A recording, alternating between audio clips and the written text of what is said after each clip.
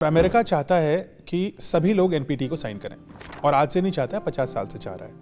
India ने इसको sign नहीं किया था। शुरू में हमने मना कर दिया था। हमने तो कहा था हम तो नॉन अलाइंड है, ना हम इधर के हैं ना हम उधर के हैं, हम तो अपने हिसाब से चलेंगे।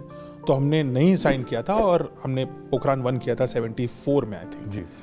तो India is a non signatory और उसके बाद we are the only non signatory जो ट्रेड भी कर रहा है न्यूक्लियर में 123 हाइट पैक्ट। तो हमें स्पेशल प्रिविलेज मिली।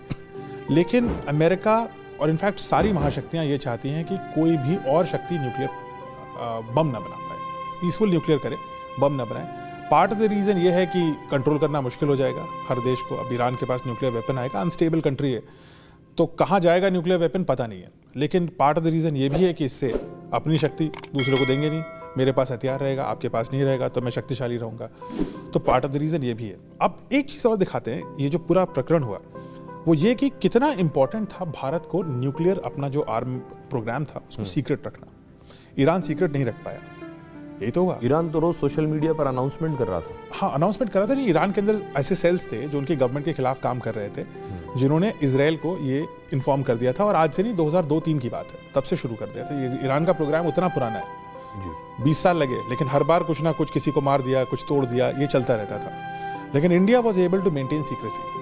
और इंडिया की वो सीक्रेसी, क्यों डॉक्टर कलाम मेजर पृथ्वी बन के घूम रहे थे, क्यों हम डेजर्ट में साइंटिस्ट को आर्मी की यूनिफॉर्म पहना रहे थे और सब कुछ एकदम अंडरग्राउंड चल रहा था, किसी को पता नहीं चल रहा था हो क्या रहा है, सैटेलाइट से भी बच रहे थे।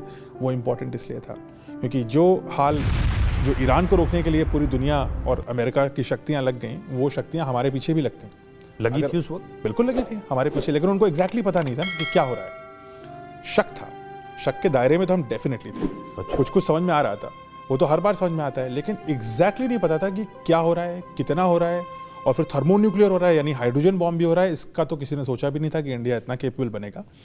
लेकिन कुछ तो आइडिया था, लेकिन चूंकि हम लोग वो सारे प्रिकॉशंस ले रहे थे उनको कंफ्यूज रखने के, so we were able to evade that. Pakistan को ये प्रॉब्लम नहीं थी। जैसे इंडिया ने टेस्ट किया, Pakistan got it from China and China का उन्होंने टेस्ट किया। अमेरिका ने पाकिस्तान पर कोई दबाव नहीं बनाया?